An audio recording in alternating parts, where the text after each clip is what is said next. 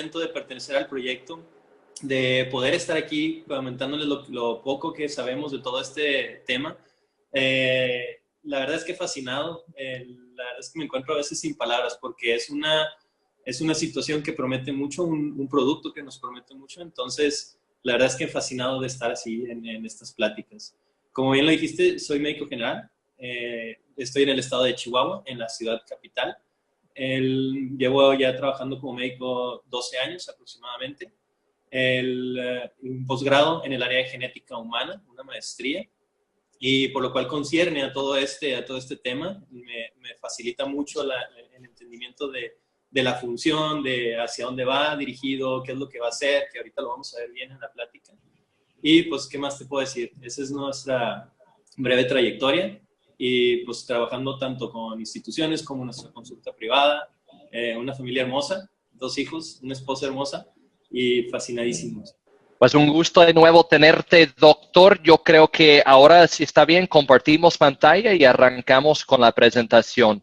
De nuevo, encantado tenerte. Ok.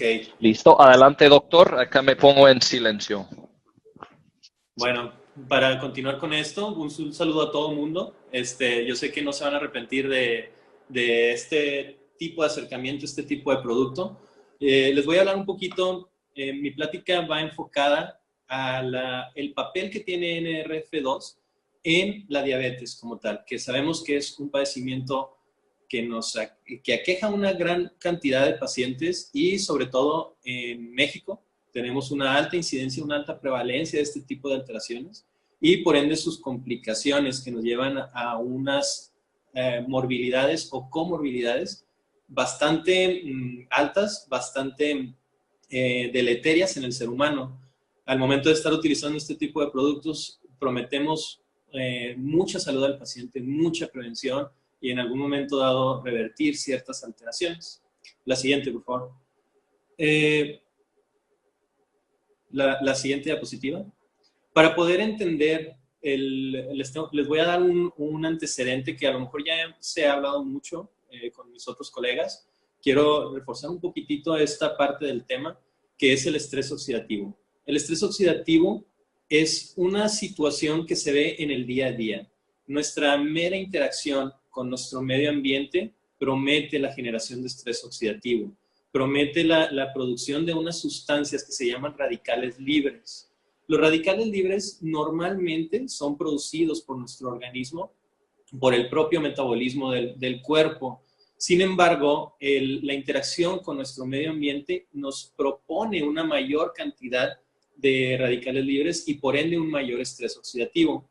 Al igual que como se ha mencionado de forma metafórica, el tener un metal, un hierro al exterior tirado, va a generar una oxidación. Eso pasa con nuestras células. Eso es por esta producción de radicales libres en exceso. Cabe hacer la mención aquí de que los radicales libres son necesarios en nuestro organismo porque nos ayudan a erradicar ciertos virus, parásitos, hongos, bacterias, etcétera, e inclusive células cancerígenas que eventualmente se producen en cierta cantidad en nuestro organismo. Pero el exceso de radicales libres, como les comentaba ahorita, va a promover una mayor cantidad, sobrepasa esta situación fisiológica normal y nos promete generar un daño como tal, un daño celular, que eso va a promover un envejecimiento celular y por ende, en algún momento dado, que sea visible en nuestro organismo.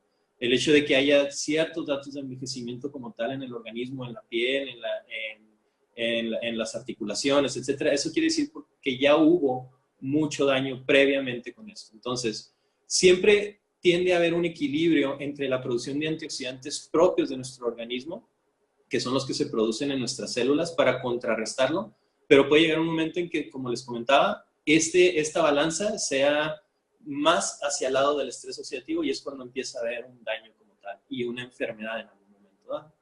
La que sigue, por favor. Entonces, ¿cómo actúa un antioxidante? ¿Cómo actúa un radical libre? ¿Qué es esto? En este esquema muy sencillo, muy fácil, podemos ver un antioxidante propio de nuestro organismo, que es el que tenemos aquí en color naranja, marrón. Los antioxidantes son sustancias que en su estructura más básica, que es el átomo, pueden donar un electrón, que es una parte de ellos como tal, y se lo donan a los radicales libres. Los radicales libres tienden a, por medio del metabolismo, se llegan a producir y tienen una inestabilidad. Entonces, tienden a tratar de robar esos electrones de otras sustancias, que pueden ser moléculas normales o propias de nuestro organismo, para subsistir o llegar a un nivel de estabilidad, de normalidad. Cuando se interactúa con los antioxidantes, tienden a donar esta parte, este pequeñito electrón, hacia el radical libre para que se estabilice y no sigan generando un daño en forma de cascada. Eventualmente esto sigue avanzando, hasta que empieza a dañar más moléculas, si se pierde esta capacidad, si se pierde este equilibrio del que hablábamos. La que sigue, por favor. Entonces, ¿cómo promovemos o cómo se genera este estrés oxidativo? Tenemos, como les comentaba ahorita, la mera interacción con nuestro medio ambiente nos va a ayudar a producir todo eso. Entonces, yo sé que mucha gente que está aquí presente ya ha escuchado en la cuestión de estrés oxidativo en mayor o en menor grado, pero hay ciertas sustancias que nos ayudan a promoverlo más. Como pueden saber, me imagino que todos conocen el tabaquismo, obviamente. El tabaquismo promueve una gran cantidad de sustancias nocivas, entre ellas, pues obviamente el estrés oxidativo. Promovemos unas sustancias. Dentro del estrés oxidativo se llaman especies reactivas de nitrógeno y especies reactivas de oxígeno. Dentro del tabaco hay una gran cantidad, o se produce una gran cantidad de especies reactivas de nitrógeno, que no son más que radicales libres de lo que hemos estado hablando, y empiezan a generar un daño, como pueden ver aquí en la diapositiva, sobre el ADN, una expresión deficiente. Todo esto está en relación con los cambios que hemos hablado o que a lo mejor ya han escuchado, que se llama epigenética. La epigenética es literalmente esas alteraciones que se van sobre el ADN, produciendo una expresión deficiente de nuestro sistema genético. Por eso se propone que a partir de los 20 años de edad ya hay cierto grado de estrés oxidativo, de daño como tal oxidativo, por esta interacción con nuestro medio ambiente. Si le adicionamos factores tóxicos, como lo es el tabaco y demás, obviamente que ese daño o ese estrés se va a ir potencializando, se va a ir creciendo de forma exponencial de acuerdo a cada uno de los estímulos que tenemos. A esto le podemos agregar lo que es la contaminación, de manera, está inextricablemente combinada a la producción de radicales libres. Entonces, la contaminación hay una gran cantidad de sustancias, entre ellas pudiéramos decir las dioxinas, que son sustancias altamente cancerígenas, que casi como los metales pesados, son difíciles de erradicar en nuestro organismo. Y esas no solo las podemos adquirir el respirar un medio ambiente tóxico, pero sí también se pueden adquirir a través de la alimentación. Muchos alimentos vienen contaminados con una gran cantidad de estos productos. Estos, en la interacción con la radiación ultravioleta, podemos ver que produce también una gran cantidad de radicales libres. Aquí hay que tener una cuestión clara. La radiación ultravioleta o la exposición al sol tiene un efecto benéfico en cuanto a la producción de vitamina D y por ende el metabolismo del calcio en nuestro organismo. Pero el exceso y las condiciones adicionales que se han generado por destrucción de capa de ozono o una exposición muy prolongada, etcétera, hacen que se vuelva en cierto momento un agente nocivo, un agente que nos genera un daño. Todo esto, en gran medida, nos genera un envejecimiento a nivel del metabolismo. Y en cuanto al metabolismo, quiero dedicarle así un poquitito a lo que es la mitocondria. La mitocondria es una estructura de la célula, todas las células la tienen. ¿Por qué es tan importante? Porque es una productora de energía. Es una estructura que es la que produce una molécula de forma muy específica, entre muchas funciones importantes que tiene, pero produce una molécula que se llama ATP. ATP es una molécula que provee energía para que se lleven a cabo las funciones propiamente energéticas de la célula. el hacer el metabolizar azúcar, el metabolizar grasas, el metabolizar proteínas, el metabolizar inclusive medicamentos que se están procesando dentro de las células. Entonces, hay órganos que producen o requieren mucha energía y por ende las células propias de ese órgano, como lo es el caso del hígado, contienen miles de mitocondrias en cada una de las células.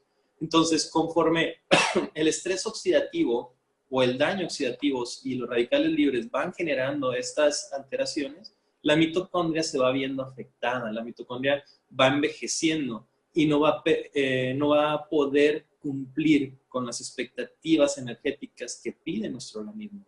Me imagino que han escuchado que el proceso de envejecimiento como tal se relaciona muchas veces con cuadros de fatiga, ya no puedo lo mismo, ya no me siento tan energético, etc. Esto es porque en cierta medida, entre otros aspectos que se van adicionando, la mitocondria va perdiendo esa fuerza, va perdiendo esa capacidad vital que tiene y eventualmente pues empieza a verse manifestada en ciertas patologías, como lo puede ser la diabetes, como lo puede ser otras enfermedades crónico-degenerativas. Al mismo tiempo, al verse afectado por todos estos factores que estamos viendo aquí, y al verse afectada la mitocondria, va a afectar todos los tipos celulares, como les comentaba. Entre ellos, hablamos de los glóbulos blancos o leucocitos.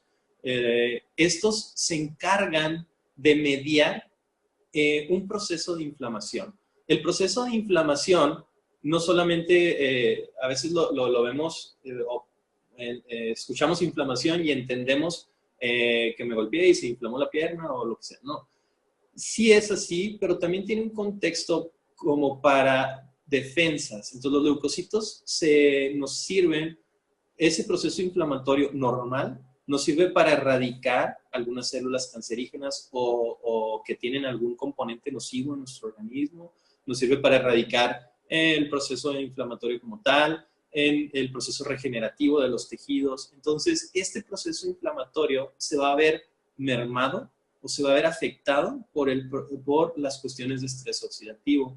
Y esto todo va a tener que ver de forma directa o indirecta con nuestro ADN, cómo se va a expresar, y volvemos a lo mismo en la cuestión epigenética.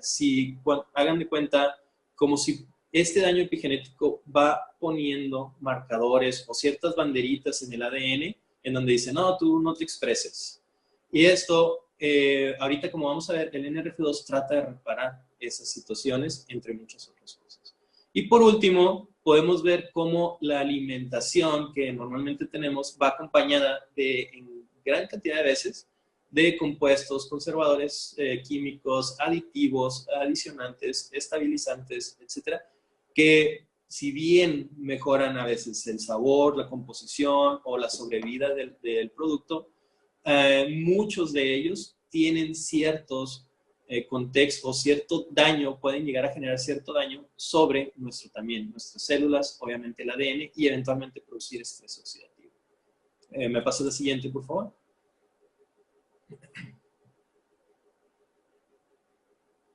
Entonces, tenemos así en una gráfica tan sencilla como esto, más o menos el avance de lo que es el estrés oxidativo. Entonces, tenemos una fase de adaptación en donde en nuestro propio sistema de antioxidantes como tal empieza a tener una sobreexpresión, una activación de nuestros propios sistemas de antioxidantes, y eso nos va a generar una protección, nos va a generar como les comentaba, nos va a proteger contra esas células dañinas, contra esas bacterias que pudieran estar ahí, contra esos agentes, llamémosle, nocivos, que como les comentaba ahorita, pues tienen un origen tan variado. Pero si ese proceso de adaptación empieza a ser sobrepasado y se empieza a generar un estrés oxidativo agudo, en donde ya empieza esa balanza que veíamos ahorita al principio de las diapositivas, se ve ya mermada, ya se sobrepone a la capacidad de nuestros propios antioxidantes y empieza a generar un daño celular. Entonces, ¿y qué es donde normalmente empieza a ver? Bueno, las proteínas, que son uno de los elementos principales en nuestro organismo para dar estructura a las células, para dar estructura a nuestros músculos, etcétera, empiezan a verse dañadas, empiezan a verse afectadas y es a veces una forma como podemos medir químicamente el avance de este tipo de estrés oxidativo. Asimismo, podemos verlo en los lípidos. Los lípidos son las grasas que tiene nuestro cuerpo y tienen una función importantísima. Los lípidos tienen la función dentro de lo más relevante, de proporcionar una gran cantidad de energía. Al ser metabolizados, nos proveen una gran cantidad de energía. Pero igual tienen muchas otras funciones que no me voy a meter en los detalles aquí fisiológicos de esto. Pero al ser afectados, al no obtener esta energía de forma eficiente, porque sí seguimos obteniendo energía de alguna forma u otra, pero si este daño celular sigue avanzando y se convierte en un estrés oxidativo crónico, eventualmente este daño nos va a producir una muerte celular. Y esa muerte celular, hablando específicamente del paciente diabético, va a verse directamente en el páncreas, que es el órgano que se encarga de la secreción de insulina. Y esas estructuras en donde están esas células que producen la insulina se van a ver afectadas, se van a ver disminuidas en número y disminuidas en función, y por ende tenemos un daño.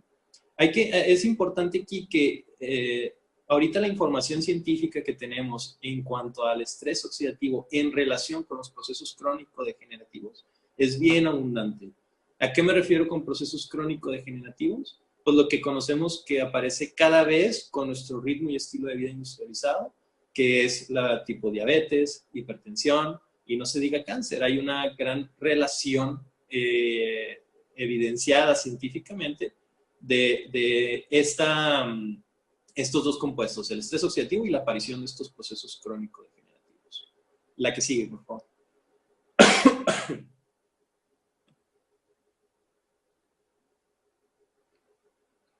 Aquí lo podemos ver. Yo creo que en esta diapositiva es bastante amplia, pero podemos ver la amplia gama de padecimientos que están relacionados con el estrés oxidativo, divididos de forma un tanto muy general por sistemas, órganos. Entonces, podemos ayudar en muchos aspectos, en muchas cuestiones, al inhibir este estrés oxidativo. Entonces, hay una gran aparición en ciertos casos, por ejemplo, hablando del sistema neurológico, vemos ciertas alteraciones tipo Alzheimer, ciertas alteraciones tipo Parkinson que están relacionados con un proceso de estrés oxidativo. Inclusive ha habido casos en cuestiones de esclerosis múltiple, que es un padecimiento de la médula espinal, a veces del sistema neurológico central en general, y sobre todo, como veíamos ahorita en ese proceso inmunitario, en ese sistema inmunológico, que está relacionado, por ejemplo, con padecimientos como artritis reumatoide, como algunos tipos de nefritis, es una enfermedad del riñón. Es decir, yo creo que nos llevaría demasiado tiempo hablar de cada una de las patologías que podemos ver aquí. Se han relacionado alrededor de 300 padecimientos. Yo en lo personal pienso que estamos viendo la punta del iceberg en relación a esta relación, valga la redundancia, entre la aparición del estrés oxidativo y enfermedades, porque es una amplia gama de alteraciones que se ven afectadas o desencadenadas en condiciones ideales por el estrés oxidativo. Hay que entender también que el estrés oxidativo no es el único factor predisponente. Hay muchos factores que pueden detonar una enfermedad. Sin embargo, se sabe de alteraciones, inclusive de crónico-degenerativas, inclusive de cáncer, que no se presentan porque no se les presentaron las condiciones adecuadas. Entre ellos, pues el estrés oxidativo. La que sigue, por favor. Entonces, nuevamente, esto tiende a volverse un tipo círculo vicioso, porque el estrés oxidativo como tal va a permitir un daño, va a permitir, digamos, a lo mejor no han escuchado el término de endotelio, pero el endotelio es esa estructura que se encuentra dentro de las arterias que están en el corazón, en todo nuestro organismo. Entonces, y se le ha detectado una variedad de funciones casi como un órgano, o es un órgano. Y esto se ha relacionado mucho con la aparición de infartos, con la aparición de problemas renales, con la insuficiencia renal, etc. Entonces, cuando, así de forma específica en este caso, el estrés oxidativo va a producir un daño en el endotelio. El endotelio no va a funcionar adecuadamente. Y esa función inadecuada va a permitir la generación de mayor estrés oxidativo, de mayor daño. Entonces sería el cuento de nunca acabar. A menos de que tengamos algo que nos esté inhibiendo esto, a menos de que tengamos algo que de alguna manera soporte el estrés oxidativo, que trate de eliminarlo o disminuirlo, esto es el cuento de nunca acabar. Es por eso que vemos por lo regular pacientes que inclusive diabéticos o hipertensos que están bien controlados, que tienen su medicamento bien dosificado, tienen una nutrición adecuada, hacen actividad física y aún así presentan infartos. Porque son varios los factores que tenemos que estar atacando, no es el único, el nomás quitar ese síntoma o a mejorar los niveles de azúcar o a estimular la producción de insulina, etc. Entonces, todos estos radicales libres, aquí vemos algunos de ellos, son de los principales, las especies reactivas de oxígeno que las van a ver a la izquierda en su diapositiva. Es el ion superóxido, es este O2 que tiene una valencia negativa, el ion peróxido, que es esa molécula que dice H2O2, y el ion hidroxilo, que es el ion OH. Esos son las especies reactivas de oxígeno. Y por otro lado, en el lado derecho de la diapositiva, tenemos las especies reactivas de nitrógeno, que es básicamente esta sustancia que encontramos aquí, e interfiere con la producción de óxido nítrico. El óxido nítrico, en las dosis y cantidades adecuadas, tiende a ser benéfico porque dilata las arterias y permite que tengan una circulación más adecuada. Pues como vemos aquí arriba en la diapositiva, hipertensión, la elevación del colesterol, la presencia de diabetes, el hábito de fumar, y aquí pudiéramos agregar todo lo que hemos estado hablando, eventualmente va a generar estrés oxidativo que nos va a permitir la generación de una enfermedad o una patología. La que sigue, por favor.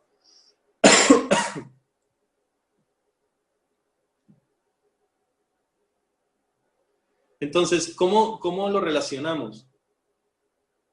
Si nosotros tenemos una actividad física regular, eso va a permitir que nuestro sistema de defensas y antioxidantes se eleve, se mejore, pero a veces no es suficiente, a veces no es lo más adecuado, lo más importante para todo esto. ¿Por qué? En algún momento platicábamos con algunos otros colegas y veíamos que la vitamina C, por ejemplo, por así decirla, cuando metemos una molécula de vitamina C, va a interactuar con una especie reactiva de oxígeno o un radical libre. Y se acabó. Aquí, como lo vamos a ver con la activación de NRF2, una sola activación de una molécula de NRF2 va a interactuar con 2.000, 3.000 genes, que todos esos están relacionados con procesos antioxidantes como tal. Entonces, el estrés oxidativo nos va a generar un estado de salud y la predisposición, un estado de salud deficiente y una predisposición a enfermedades. Y eso nos va a llevar a un envejecimiento como tal. Entonces, si no atacamos esto, si no tenemos algo que nos esté inhibiendo esto, que nos esté ameliorando esto, va a ser el cuento de nunca acabar. Seguiríamos en un círculo o en un ciclo vicioso. La que sigue, por favor.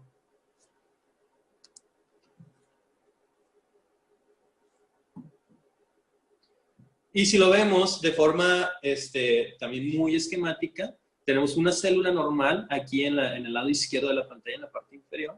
Esta célula es una célula sana, tal vez es una célula de un niño, de un adolescente, que eventualmente con toda esta cascada de eventos que se compara como una manzana que dejamos ahí al exterior de nuestra casa, si está siendo atacada por estos radicales libres, va a presentar un cierto grado de daño, un cierto deterioro.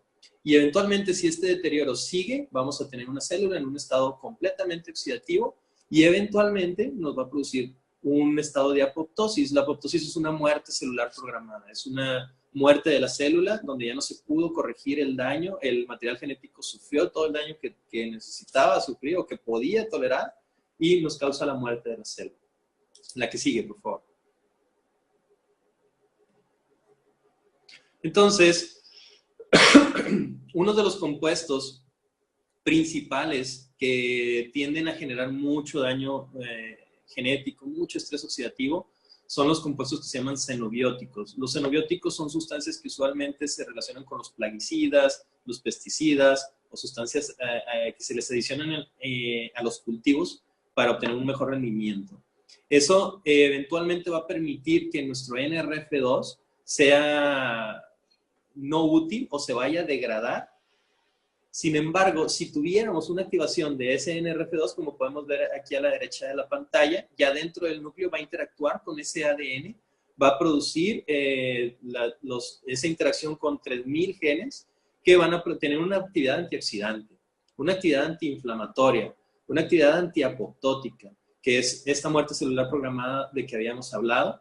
Hay una mejoría en la cantidad y calidad de las mitocondrias que tenemos. Eso que se comenta ahí, que se llama biogénesis, quiere decir que hay un como renacimiento o una recuperación de mitocondrias. La actividad proteasómica es estas estructuras que están dentro de las células que permiten degradar medicamentos o sustancias nocivas. Y ese balance redox, que no quiere decir más que la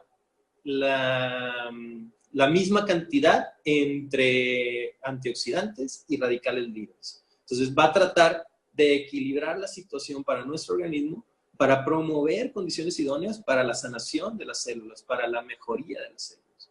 La que sigue, por favor.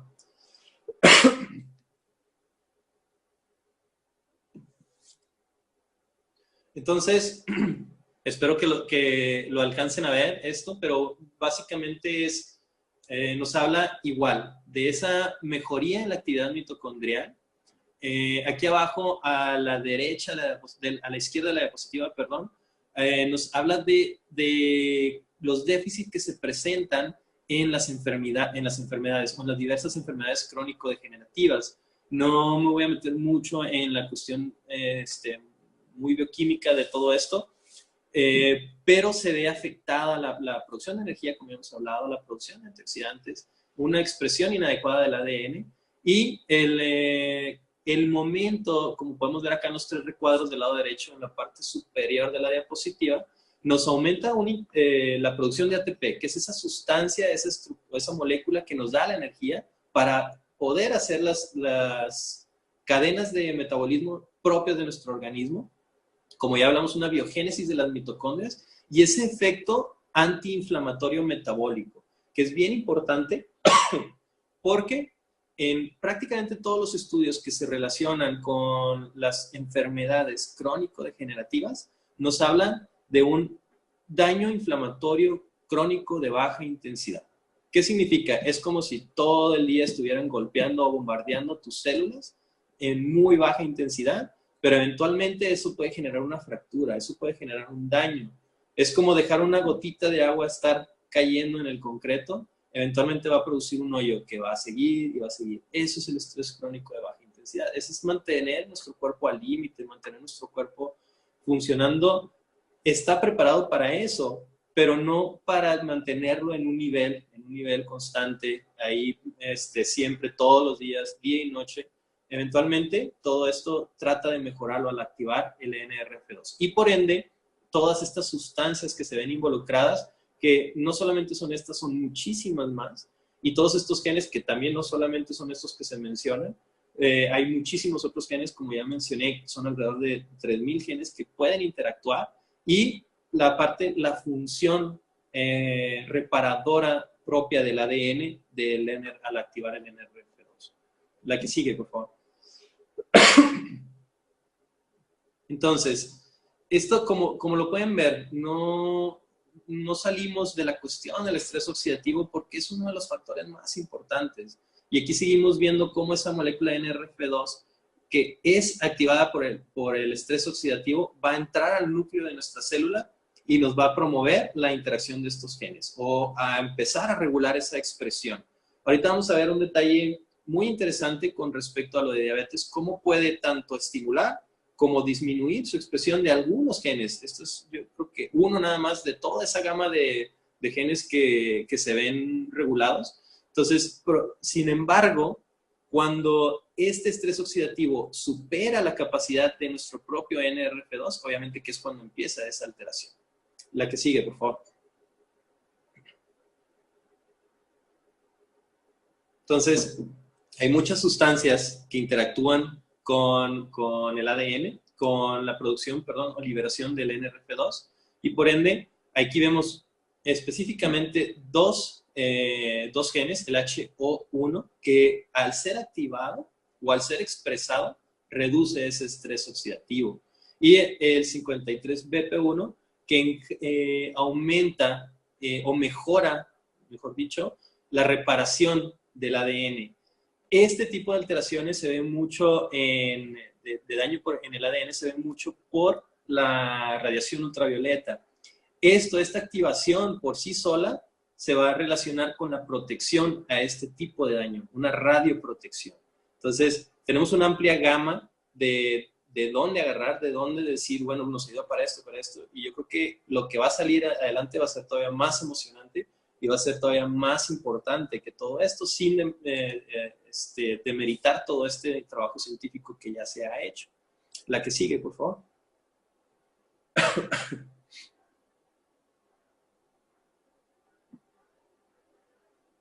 Entonces, entramos un poquito en lo que son algunos reportes científicos muy dirigidos a ciertas condiciones. Esta es una noticia que se dio recientemente.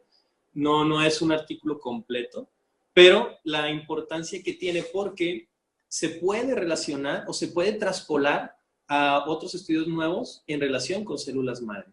¿Y qué nos dice? Que cuando hay heridas, y al permitir la activación del NRF2, estas va a promover la interacción de esas células madres con el tejido afectado y eventualmente promueve la sanación.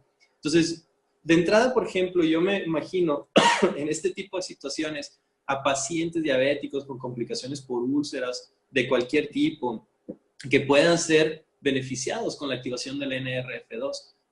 No solamente úlceras, daños a nivel de piel, en quemados, etc.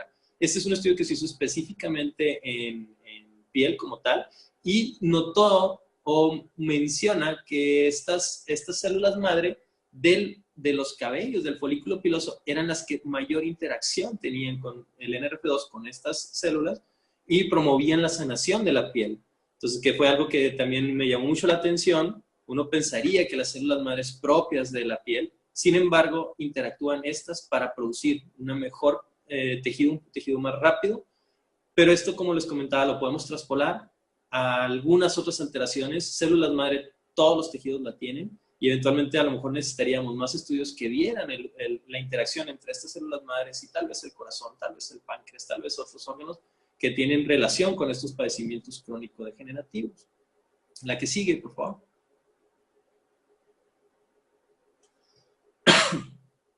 En este estudio, que también es bien interesante, bien importante, se habló, que es un estudio reciente, esto es un estudio que se publicó en el 2017, en este año, nos habla de estos pacientes en donde estaban ya con tratamiento para crisis convulsivas, para epilepsia, y se les dio un tratamiento activador de NRF2 y en los cuales mejoraron sustancialmente. Entonces, así como manera de conclusión, el grupo de investigadores que hizo este estudio nos dice que de todos los hallazgos anteriormente mencionados, se puede hacer una hipótesis de que la activación de NRF2, de la vía metabólica del NRF2, puede proveer estrategias benéficas.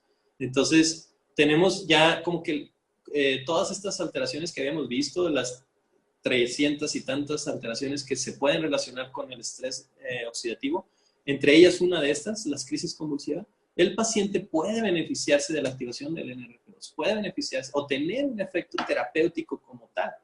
La que sigue, por favor. Ahorita vamos a ver cómo algún grupo de científicos nos promueve el uso del NRF2 con medicamentos antidiabéticos. Entonces, este también es un estudio bastante reciente, bastante interesante, un estudio que revisa varios estudios, conjunta información, que se publicó en septiembre del 2017, bastante reciente, y que nos habla del papel del NRF2 en el problema o en los problemas cardiovasculares. ¿Qué quiere decir problemas cardiovasculares? Pues llámese infarto, insuficiencia cardíaca, cardiopatía por diabetes, etcétera. Pero me pasas la siguiente, aquí vamos a ver un poquito más a fondo y sintetizada lo que nos hablaron sobre estos resultados y qué encontraron con la investigación. Bueno, antes que nada, esto es lo que ellos nos hablan de las diferentes regiones de la molécula de NRF2 y de la molécula de KIP1, pero si gustas pasarme la siguiente, por favor, para... Primero que nada, nos hablan, esta sustancia que se llama BH4, que está de color verde aquí en el esquema, es una molécula que normalmente se encuentra en ese endotelio vascular del que ya hemos hablado y nos promueve una producción de óxido nítrico. El óxido nítrico, como ya les comenté, tiene un efecto benéfico sobre la dilatación de las arterias. Esa dilatación de las arterias nos puede promocionar una disminución de la hipertensión, una disminución de los niveles de tensión arterial. Sin embargo, cuando es atacada por especies reactivas de oxígeno, cuando se sobrepasa esta capacidad propia del organismo de solucionar el estrés oxidativo, nos produce BH2. Y ese BH2 en el endotelio vascular, curiosamente, nos produce mayor radicales libres, mayor cantidad de radicales libres. Y por ende, vuelvo a lo que hablamos ahorita, un círculo vicioso en donde nunca acabamos. En el esquema del lado derecho que tenemos del corazón, a lo mejor no se va a alcanzar a ver bien, pero nos habla de la producción de estrés oxidativo de esos radicales libres sobre el efecto del corazón. Por ejemplo, en los pacientes diabéticos, por sí solos, tienen una gran cantidad de estrés oxidativo el presentar esta enfermedad y promueve que la célula del corazón vaya abotagándose, vaya haciéndose grande, vaya perdiendo su función contráctil, su capacidad de generar esa contracción del corazón como tal, y va produciendo eventualmente una insuficiencia cardíaca. Entonces, este estrés oxidativo nos lo va promoviendo esa alteración. Al inhibirlo, podemos ir inhibiendo, podemos ir previniendo, que sería aquí la palabra clave, prevenir este tipo de alteraciones, evitar que se llegue a un punto de no retorno para que tenga una mejor tasa de éxito, una mejor posibilidad de éxito. ¿Me pasas la que sigue, por favor? Así de manera sintetizada, el estudio nos dice esto, que es, a mí se me hace muy relevante porque la gran cantidad de pacientes que se ven en el día a día con este tipo de alteraciones es abrumadora, es cada vez mayor y a veces el llegar a primeros lugares a veces es triste a nivel mundial, pero pues bueno, estamos en esa situación. Entonces, el aumentar o mejorar la actividad de NRF2 puede ser benéfica y en la cardiomiopatía diabética. Es este daño a las células del corazón, del paciente diabético. Va a mejorar la disfunción mitocondrial, como ya lo vimos en todas esas diapositivas previas. Hay un envejecimiento mitocondrial, hay una disfunción o una alteración de la mitocondria y con esto vamos a mejorar esas condiciones. Y por último, reducir los efectos del corazón añoso, del corazón del paciente añoso. Hay alteraciones que no precisamente se dan por un daño crónico degenerativo en el paciente de la tercera edad, en donde empieza a haber una disfunción del corazón, un daño a las células del corazón, y la activación de esta vía metabólica puede reducir los niveles o ese daño a largo plazo. La que sigue, por favor.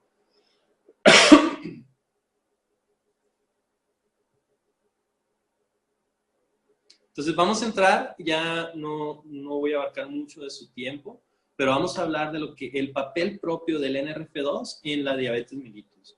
Hay que aclarar aquí que la investigación está bien amplia en cuanto al papel del NRF2 en este tipo de patología, pero vamos a mencionar unos artículos bastante interesantes, bastante relevantes, que les van a explicar mucho el panorama de este acercamiento.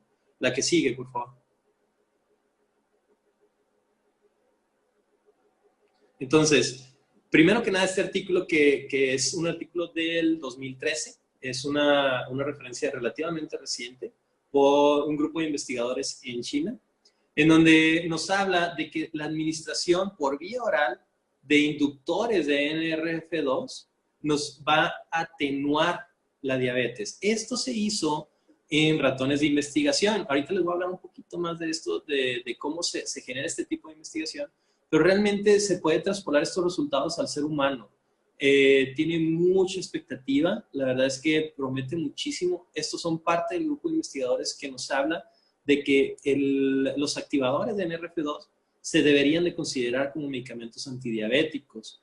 No se hace así como tal porque nos falta muchísima investigación, pero en general los resultados son muy alentadores, son muy prometedores, así es que les voy a explicar un poquitito de esto. La que sigue, por favor.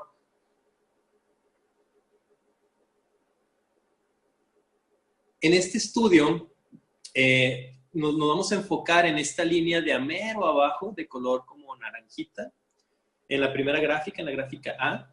Estos ratones que se usaron en la investigación, se les dieron estimulantes del NRF2 y tenían el material genético para producir NRF2. Aquellas líneas que están punteadas, que no son continuas, eran ratones que no tenían el material genético para producir NRF2. Entonces, ¿qué fue lo que se vio? Algo bien interesante, que en los ratones que se les estaba induciendo la producción de NRF2, que tenían ese material genético, las cantidades de glucosa en la sangre se mantenían bastante estables, bastante continuas, en los niveles que estamos ahí viendo una línea muy horizontal. Sin embargo, en esos ratones de las líneas discontinuas que no tenían ese material de NRF2, y así de forma específica en los ratones de la línea subdiscontinua, se veían grandes elevaciones y persistencia de ellas todavía a lo largo del tiempo. Se les estuvo midiendo los niveles de azúcar durante todo el estudio y todos cada vez iban más y más y más y más, aumentando los niveles de azúcar. Curiosamente, a pesar de que hubo muy poca mejoría en el peso, lo vamos a ver aquí en la gráfica B, igual la línea color naranjita continua, esos son los ratones que tenían el NRF2.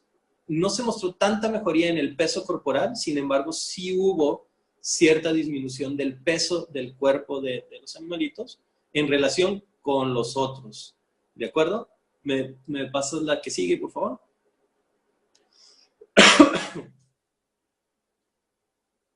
Aquí en esas otras dos gráficas vemos cómo hay un estudio que se llama glucosa postprandial, que es medir los niveles de azúcar después de la ingesta de un alimento o en este caso de una sustancia medida de azúcar. Y igual en la línea continua de color naranja en la gráfica C, en la parte inferior, vemos cómo los niveles se mantenían estables, inclusive después de comer. No era lo mismo o no sucedió lo mismo en los ratones que tenían o que no contaban con la capacidad para producir NRF2. Cabe mencionar que aquí que se les estaba dando inductores del NRF2 en estos animalitos en la parte basal. Y en la gráfica del lado derecho vemos los niveles de insulina que se producían a lo largo del estudio.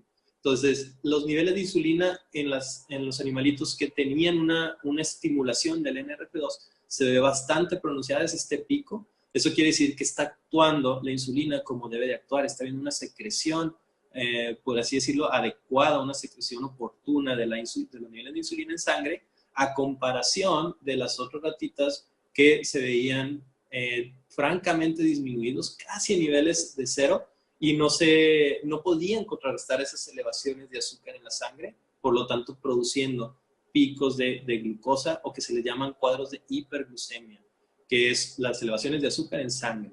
Entonces, estas elevaciones son bien relevantes en el paciente diabético porque son las que están generando daño. Independiente del estrés oxidativo que se está teniendo por X o por Y motivo, estas elevaciones también generan un daño a nivel renal, el riñón empieza a compensar, el corazón empieza a reaccionar de forma deficiente como ya lo vimos o como ya lo hablamos.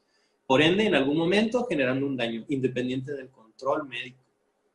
La que sigue, por favor.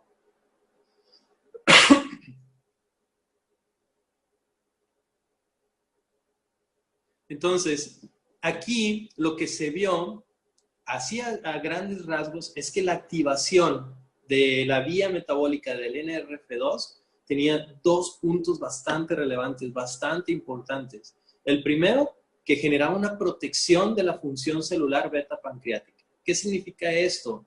Las células beta pancreáticas son aquellas células que se encargan de producir insulina. Son aquellas que de forma directa o indirecta nos van a regular nuestro metabolismo del azúcar. Entonces, al verse afectadas, obviamente que vamos a tener una predisposición a diabetes o una complicación por la misma. Y número dos, una mejoría en la sensibilidad de la insulina. ¿Qué significa esto? Que las células tienen la capacidad adecuada para agarrar esa insulina, interactuar con ella y hacer las modificaciones que se tienen que hacer la activación que se necesita hacer. Claro, todo esto mediante la activación del NRF2 como tal. La que sigue, por favor.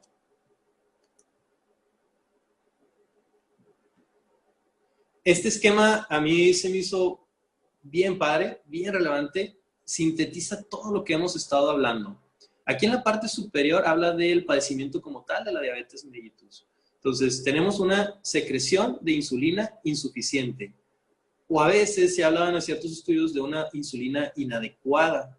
Entonces, tenemos ya un daño por el mismo estrés oxidativo, las especies reactivas de oxígeno de las que hemos estado hablando continuamente, sobre las células propias del páncreas.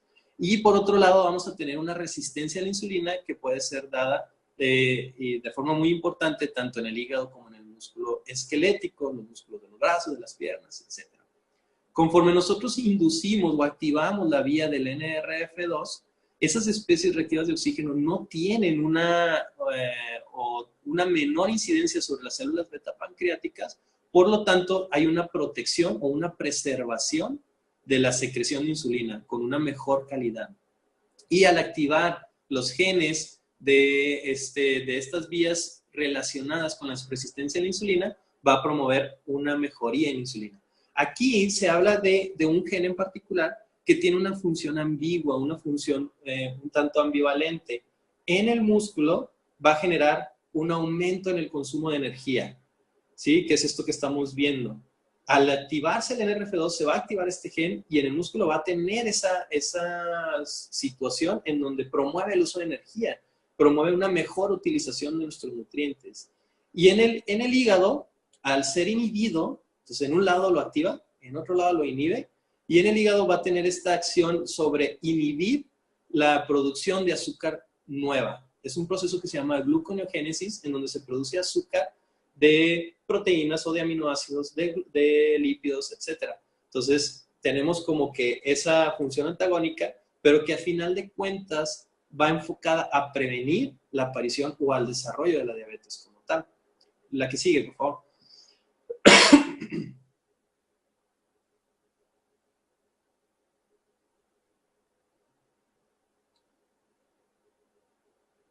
Ellos, este grupo de investigadores, nos mencionan unos datos bien interesantes con respecto al NRF2. Primero que nada lo definen como un factor de transcripción que es básicamente una proteína que va a regular la respuesta al estrés oxidativo, tanto propio de nuestro organismo como lo que viene de fuera. Tiene una respuesta citoprotectora. ¿Esto qué significa? Que va a proteger a nuestras células contra esos estresores, y lo llaman como un orquestador maestro de la expresión de genes antioxidantes, que es una de las situaciones, como ya venimos hablando en toda esta plática, que principal generador de patologías o detonante de patologías. La que sigue, por favor.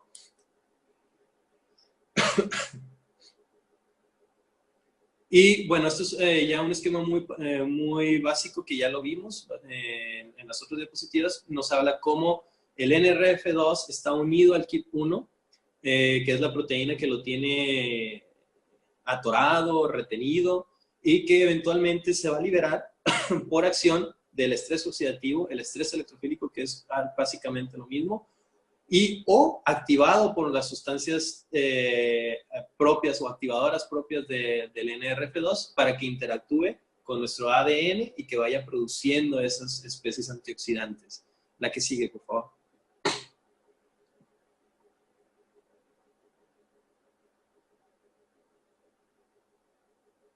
Entonces, esto es lo que les comentaba ahorita con los ratones. Hay unos estudios de investigación, entre ellos los que acabamos de hablar, en donde hacen ratones, se les llama ratones knockout.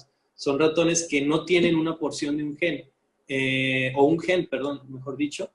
Y en este caso son ratones que se les modificó genéticamente para que no produzcan el gen que expresa NRF2. Y en estos ratones hubo una mayor susceptibilidad a la aparición de cáncer, sobre todo por diferentes tipos de químicos. Hubo una gran cantidad de inflamación pulmonar y por ende podemos relacionarlo como los cuadros de asma bronquial, de bronquitis crónica, de enfisema pulmonar. Hubo una gran predisposición a enfermedad inflamatoria neurodegenerativa. Aquí pudiéramos hablar de esclerosis múltiple, esclerosis lateral amiotrófica, pudiéramos hablar de alteraciones tipo Alzheimer, de tipo Parkinson, entre muchas otras más. Y en estos mismos ratones hubo una gran predisposición a un daño hepático por el uso de paracetamol o acetaminofén. Entonces sé que hay muchos estudios que van a estar saliendo al respecto. Esto yo creo que, como digo, es la punta del iceberg de toda esta investigación. Pero ya con esto nos da un panorama de qué tanta predisposición a enfermedades hay, nada más quitando la vía metabólica del NRF2. La que sigue, por favor.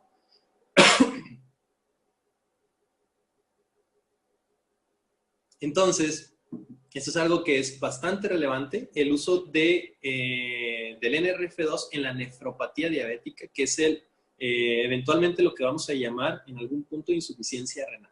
Es la causa o complicación renal más común y la principal causa de enfermedad renal terminal, la nefropatía diabética. La hiperglicemia o esas elevaciones que hemos estado comentando sustanciales de los niveles de azúcar en sangre nos van a promover una producción excesiva de especies reactivas de oxígeno y eventualmente todo ese daño sobre las células del riñón y en algún momento da una insuficiencia renal terminal. La que sigue, por favor.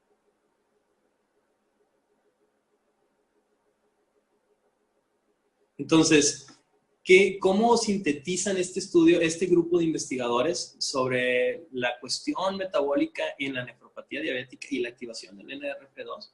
Al activar NRF2, vamos a tener una disminución e inclusive una supresión de las especies reactivas de oxígeno que han sido inducidas o generadas por esos cuadros de elevaciones del azúcar.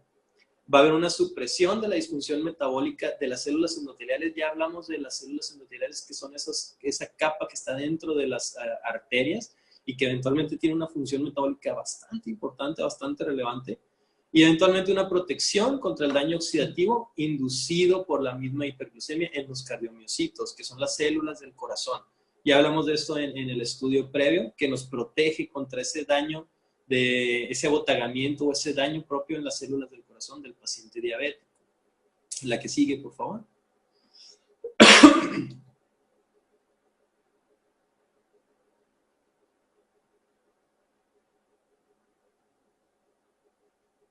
Entonces, ¿cómo lo demuestran este grupo de investigadores en base a todo este estudio que es bastante complejo, bastante elaborado, pero a final de cuentas lo sintetizan en estos párrafos?